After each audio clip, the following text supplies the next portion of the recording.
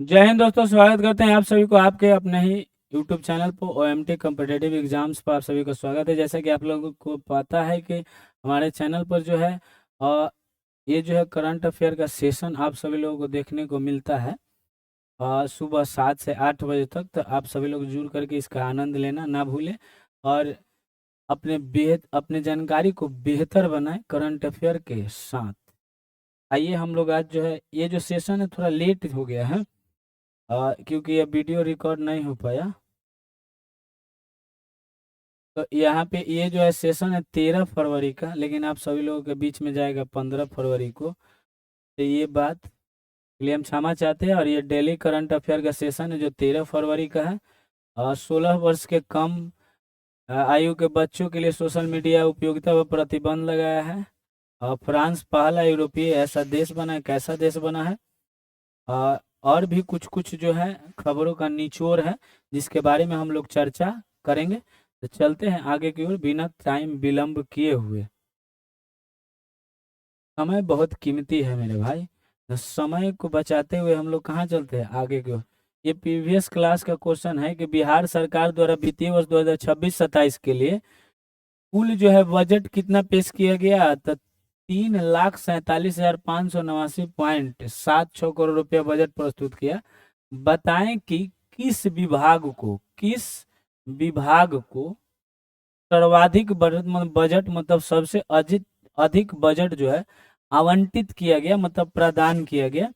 तो वह है शिक्षा विभाग को लगभग 68,216 करोड़ रुपया क्या किया गया है, प्रदान किया गया। 68,216 करोड़ रुपया जो है प्रदान किया गया है बिहार में। इतना बात याद रखिएगा। आइए अब पेश कब किया गया था, तो 3 फरवरी को। अब देखिए पहला प्रश्न यहाँ पे यह है कि आज का ये जो पहला प्रश्न है कि Varanasi Patna Siliguri high speed rail corridor के संदर्भ में निम्नलिखित में से कौन सा कथन सही है।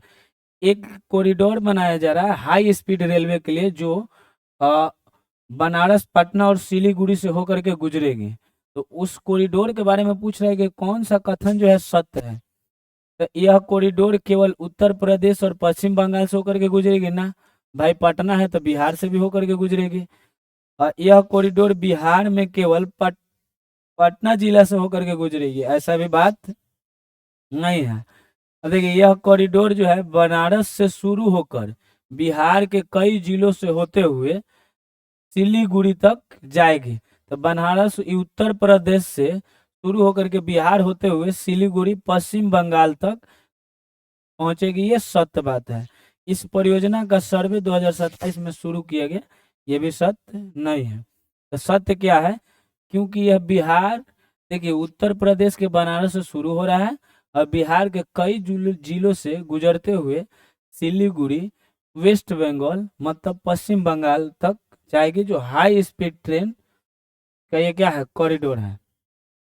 यहाँ एक बार ध्यान पूर्वक आप देखिए कि यहाँ जो दिया गया है कि बना Varanasi Patna Siliguri high speed rail corridor, जिसको हम लोग बुलेट ट्रेन कहते हैं, हाई स्पीड ट्रेन मतलब बुलेट ट्रेन बिहार से होकर के गुजरेगा, जो राज्य के विकास और कनेक्टिविटी के लिए गेम चेंजर साबित हो सकता है। मान लीजिए कि जो हाई स्पीड ट्रेन जो है जिसको हम लोग बुलेट ट्रेन बोलते हैं, वो यदि हमारे बिहार से होकर के गुजरती है तो कनेक्टिविटी को और क्या बना देगी, सुगम। मतलब जहाँ अधिक समय में जिस दूरी को तय किया जाता है तो उसे हम लोग कम समय में तय कर सकते हैं। इतना बात आप लोग ध्यान में रखिएगा, समझे कि नहीं समझे।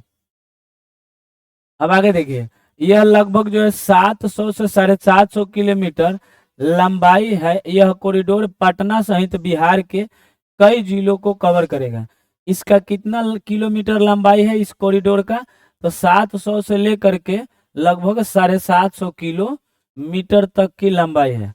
अब देखिए national high speed rail corporation limited द्वारा मार्च 2026 में कमेटी का गठन और अप्रैल 2026 से अलाइनमेंट का सर्वे फिजिकल और हवाई शुरू किया गया। तो याद रखिएगा कि इसमें जो है कौन सा कंपनी जो है भाग लिया है, तो उसका नाम है national high speed railway corporation limited, जो मार्च 2026 में इसके कमेटी के गठन के अप्रैल में ये अलाइनमेंट कर दिया गया।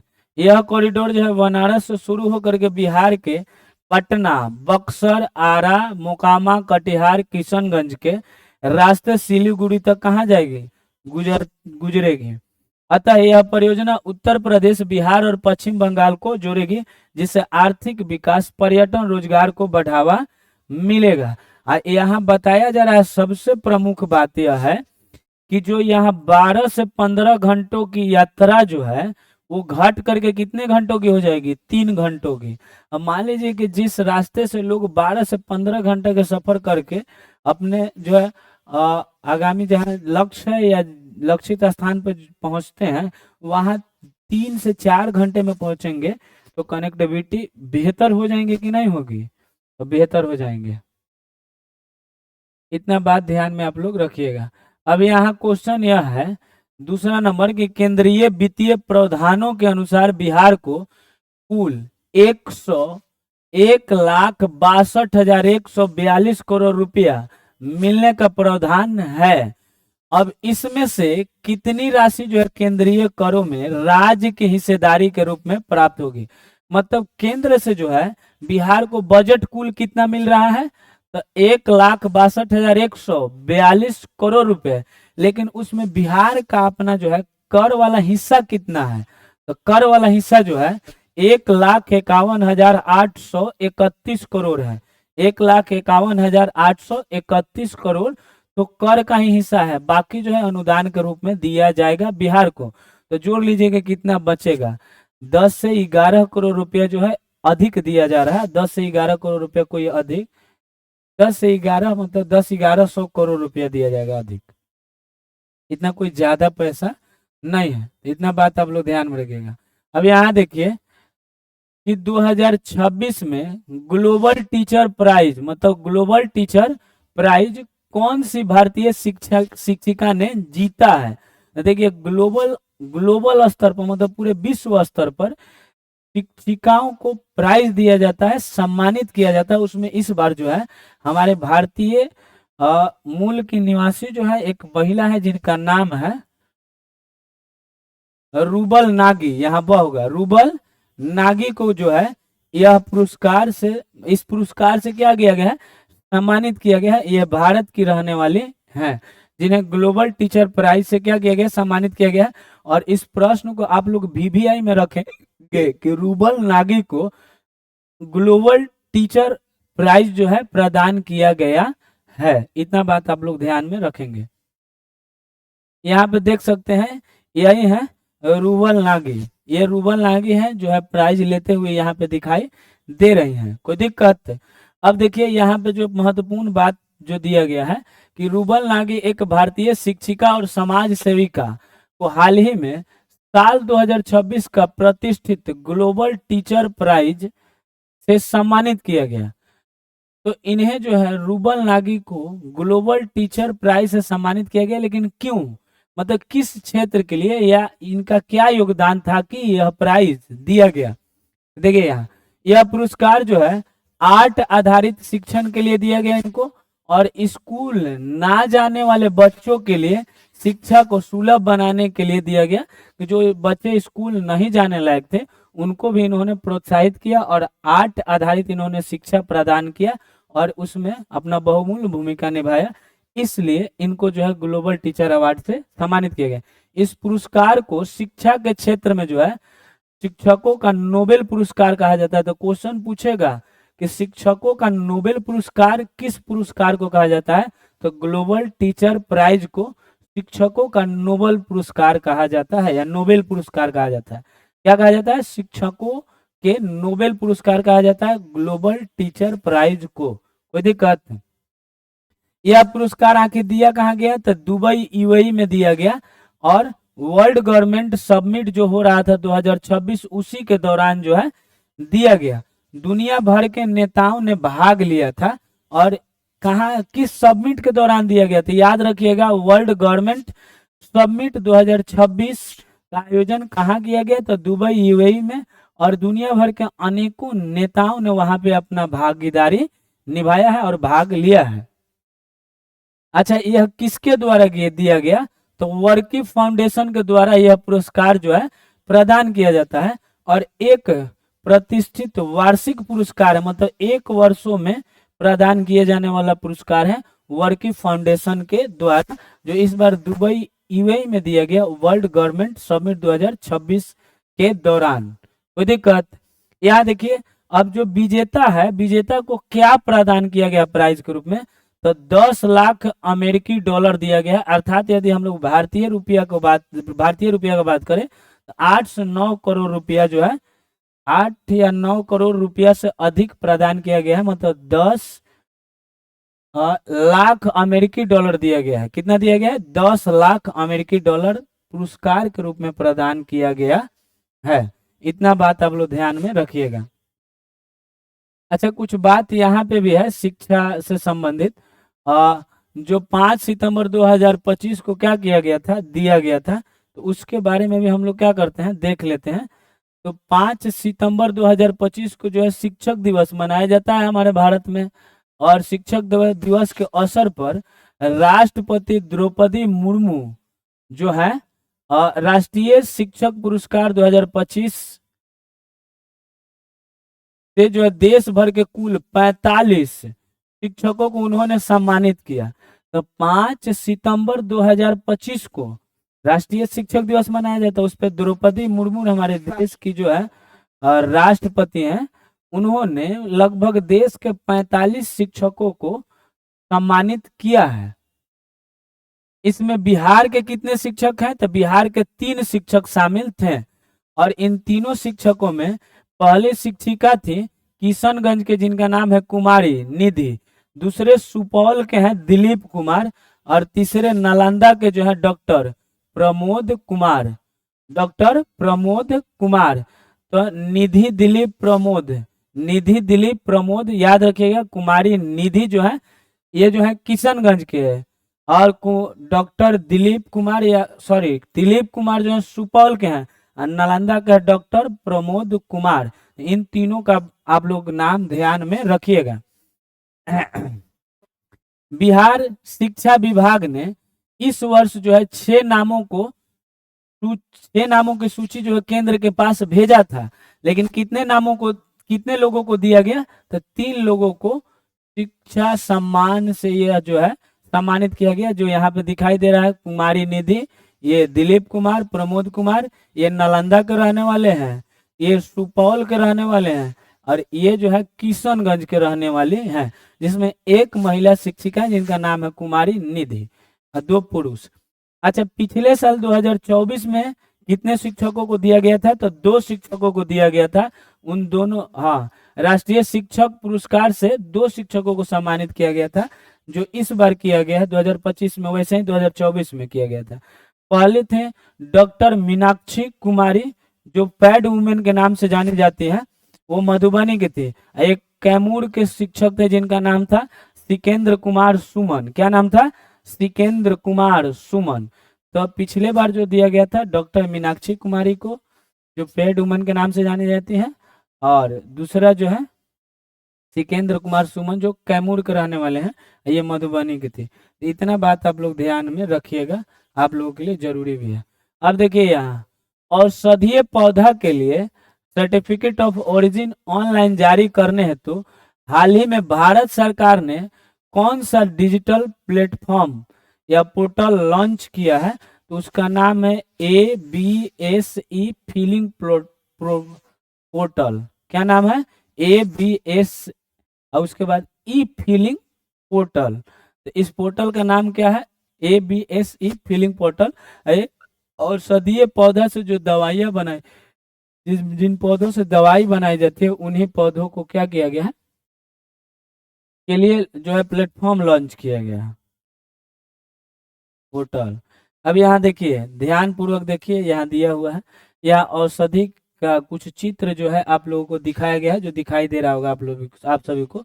अब देखिए, भारत सरकार ने औषधीय पौधों की खेती को बढ़ावा देने और सुव्यवस्थित करने के लिए हाल ही में एक समर्पित डिजिटल पोर्टल लॉन्च किया है जिसका नाम है, इस पोर्टल का नाम क्या है, एबीएस ई फीलिंग पोर्टल।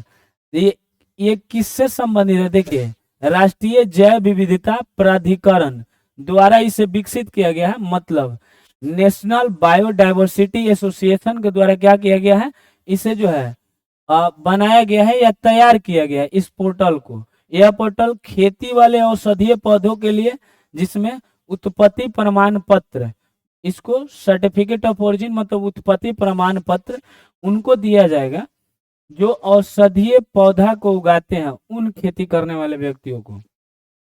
ऑनलाइन पारदर्शिता आसान बनाने के लिए इस पूरे प्रक्रिया को इसे बनाया गया है। अब यहाँ देखिए एक दो चीज यहाँ फैक्चुअल चीज है कि इसको देखिए इन सब चीजों का जानकारी रखना आप सभी के लिए अति आवश्यक है, क्योंकि आप एक कंपटीशन की तैयारी करने वाले एक आप व्यक्ति हैं, तो ये सब जानकारी आप लोगों के लिए नॉर्मल है।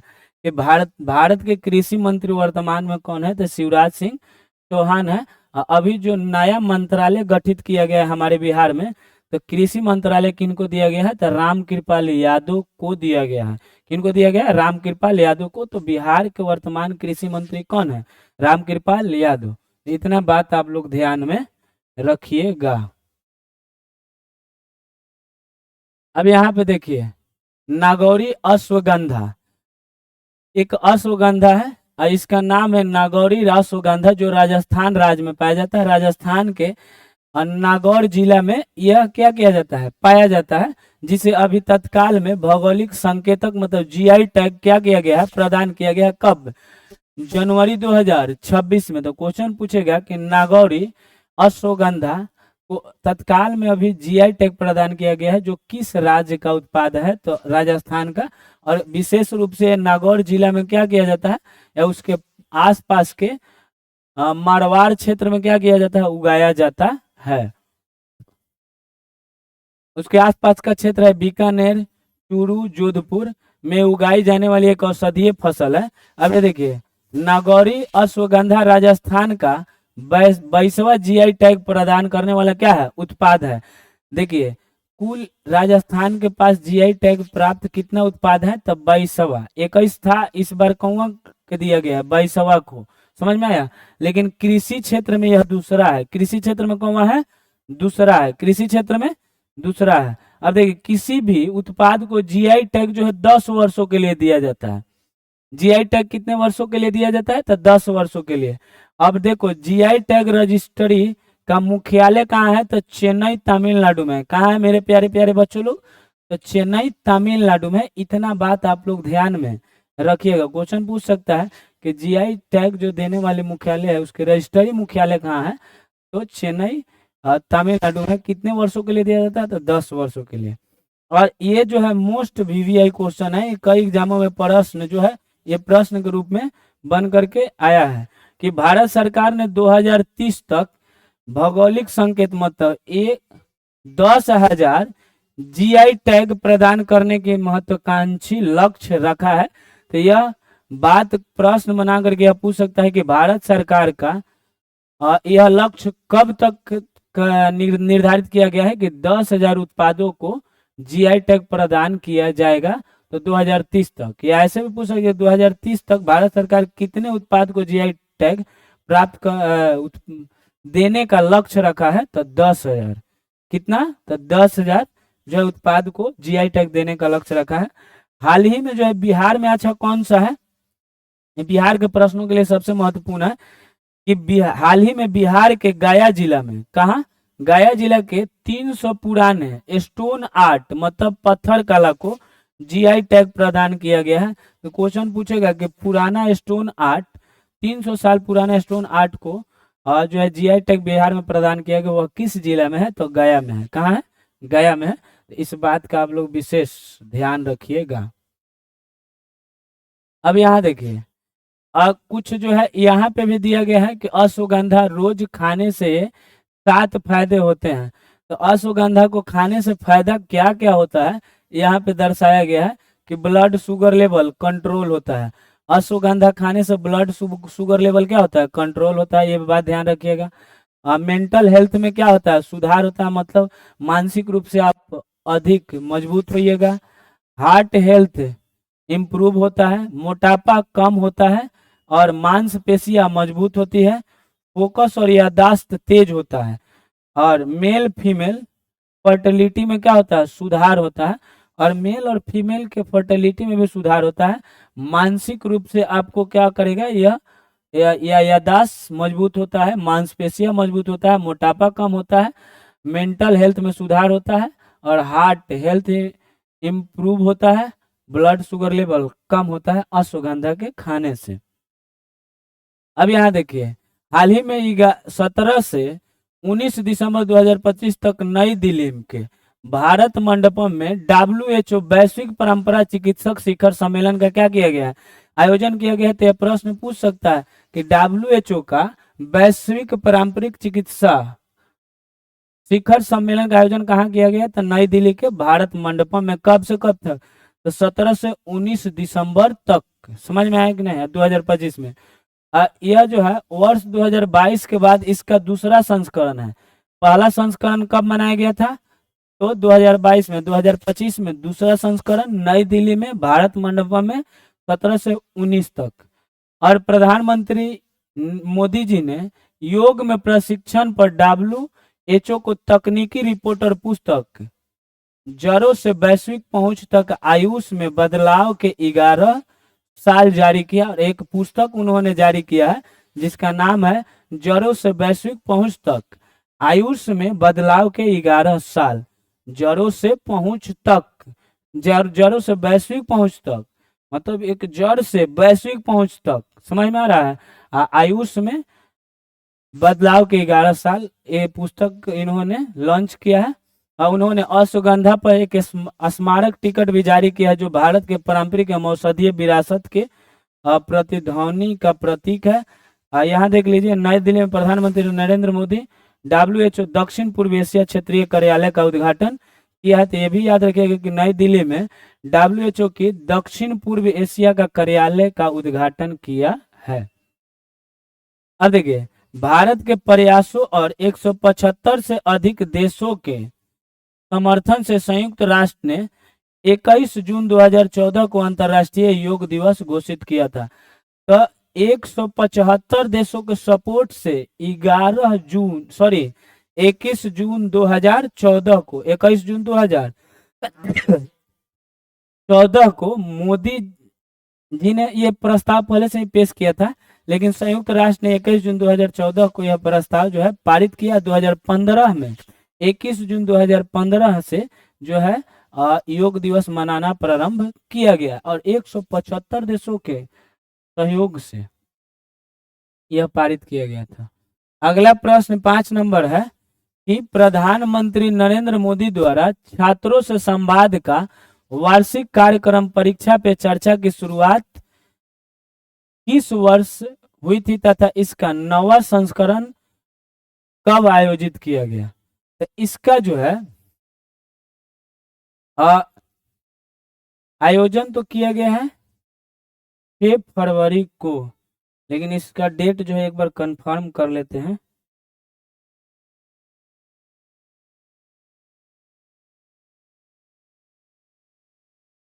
आयोजन 6 फरवरी को किया गया, लेकिन इसका शुरुआत जो है इतना नहीं होगा, 7 फरवरी है, ये भी नहीं होगा, 5 फरवरी है, इनमें 6 2019 2018 6 फरवरी होगा, क्योंकि ये जो है परीक्षा पे चर्चा की शुरुआत जो है 2018 में की गई थी, और इस वर्ष जो है 6 फरवरी 2026 को इसका आयोजन किया गया है। कोई दिक्कत, इतने बातों में आप सभी लोगों को दिक्कत नहीं होना चाहिए। अब इस पे ध्यान दीजिए कि कौन सा राज्य बजट 2026-27 के साथ एक अलग बुजुर्ग बजट मतलब सीनियर सिटीजन्स बजट दस्तावेज प्रस्तुत किया है, और ऐसा करने वाला भारत का यह पहला राज्य बन गया है। तो ऐसा करने वाला यह पहला राज्य बना है, यह उभर करके आया है, यह बनने वाला पहला राज्य है वो जो है भारत का केरल। समझ में आया कि नहीं, और दूसरा राज्य के पास इतना क्षमता नहीं है कि बुजुर्गों के लिए बजट पेश कर सके। समझ में आया कि नहीं। कोई दिक्कत है? इतना बात आप लोग ध्यान में रखिएगा।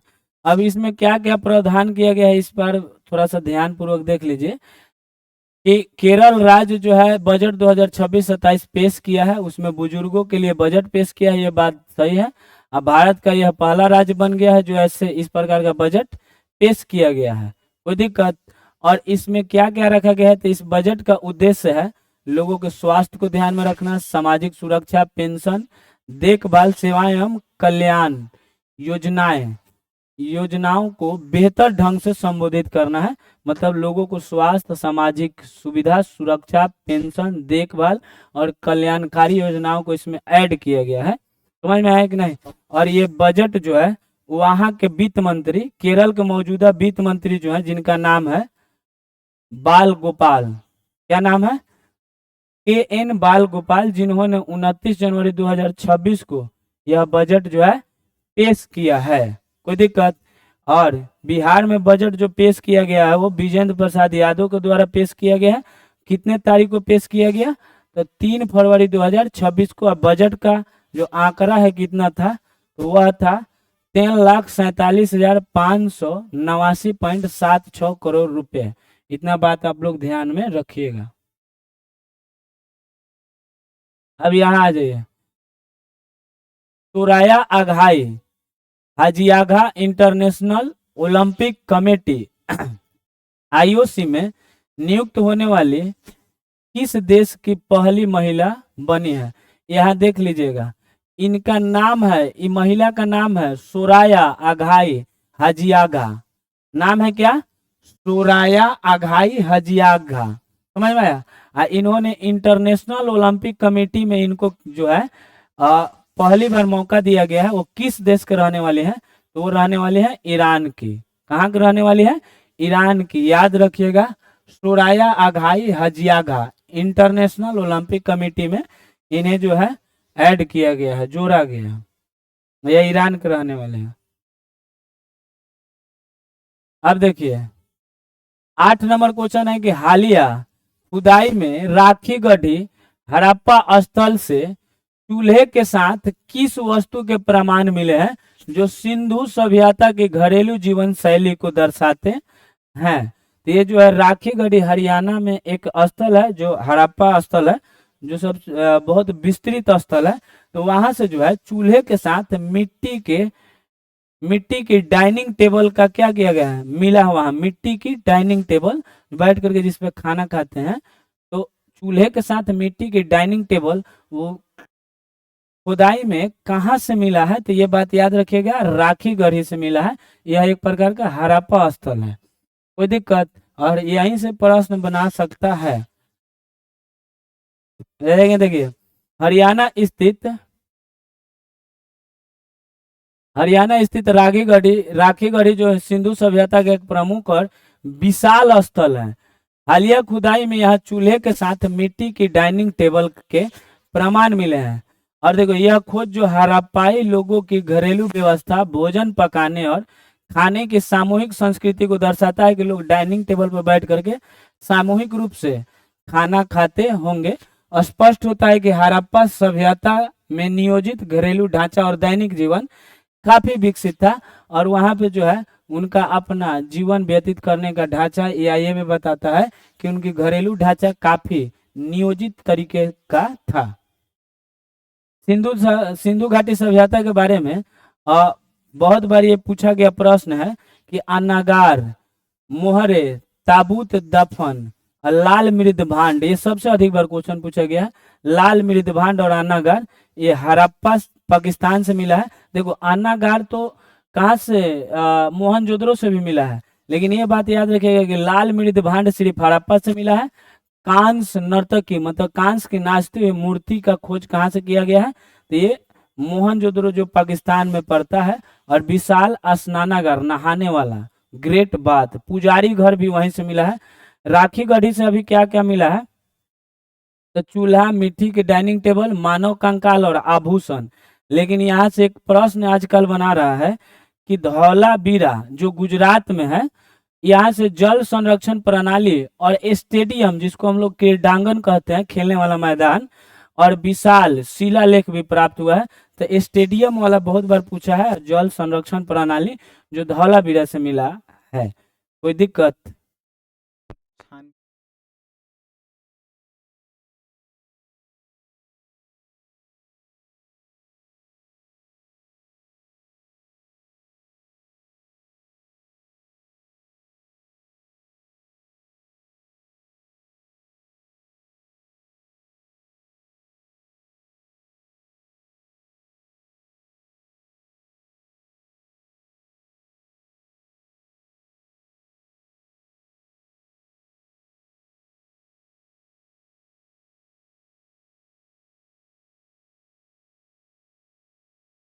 भारत में सार्वजनिक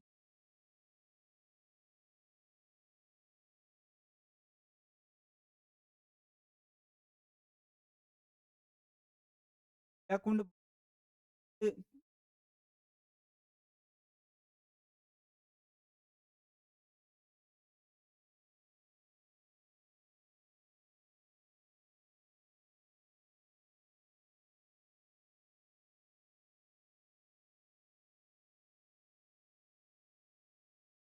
अश्वेत राष्ट्रपति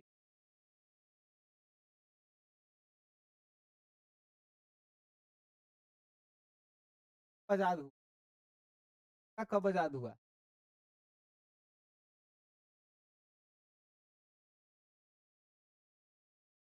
आजाद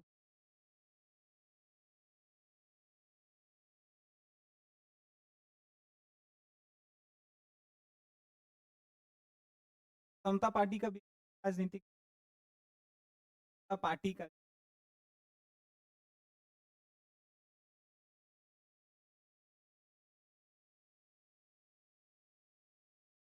क्या है? तीन में कौन नगर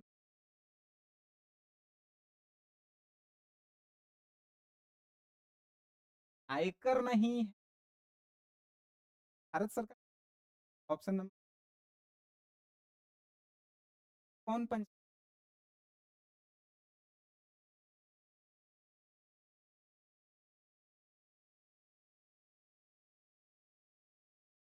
राज्यपाल की नियुक्ति? राज्यपाल कहा राज्य की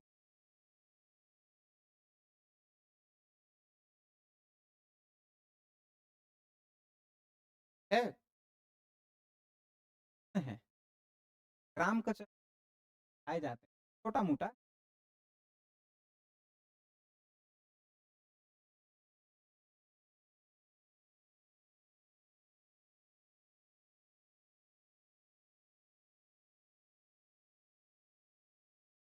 मुद्रण कहाँ का आविष्कार है?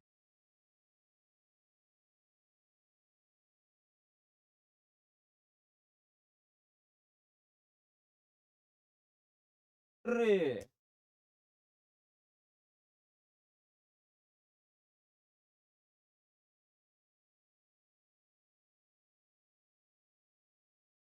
कहा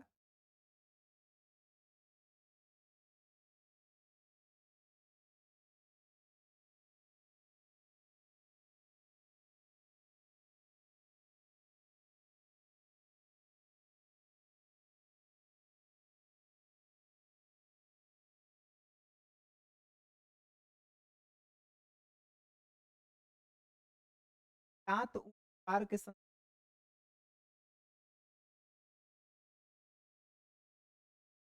राजा राजा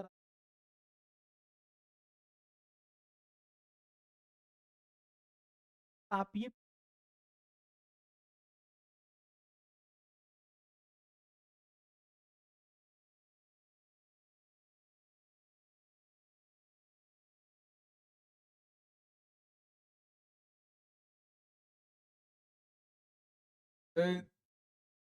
ऑल इंडिया रेडियो का चलकर आसवानी ऑल इंडिया रेडियो अब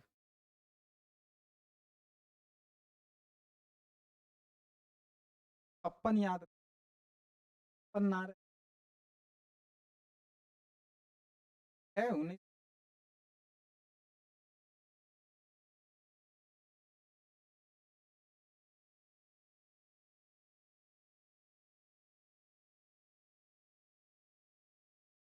देवी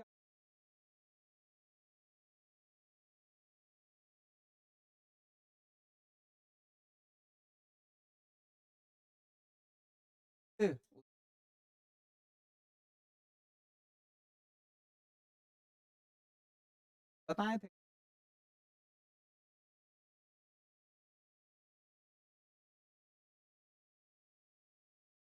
गैर आर्थिक आधारभूत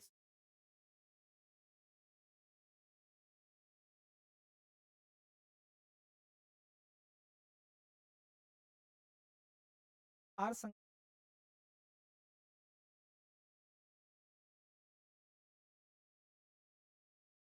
संगठन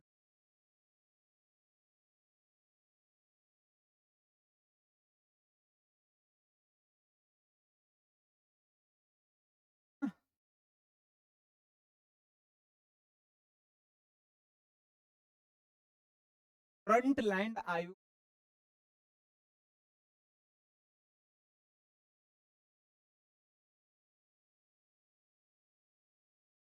फ्रंट है।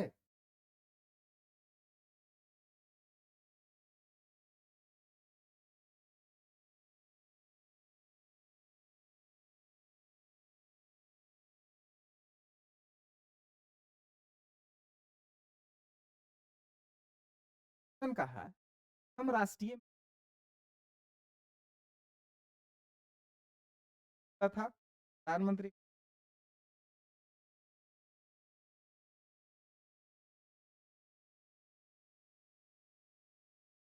प्रथम राष्ट्रीय विकास प्रधान कार्यकाल जारी हुई।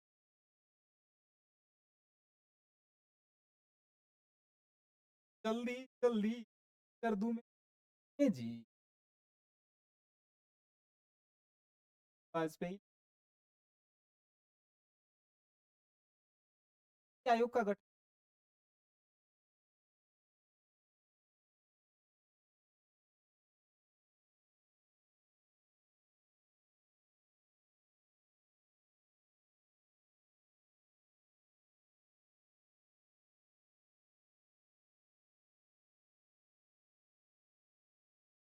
भारत में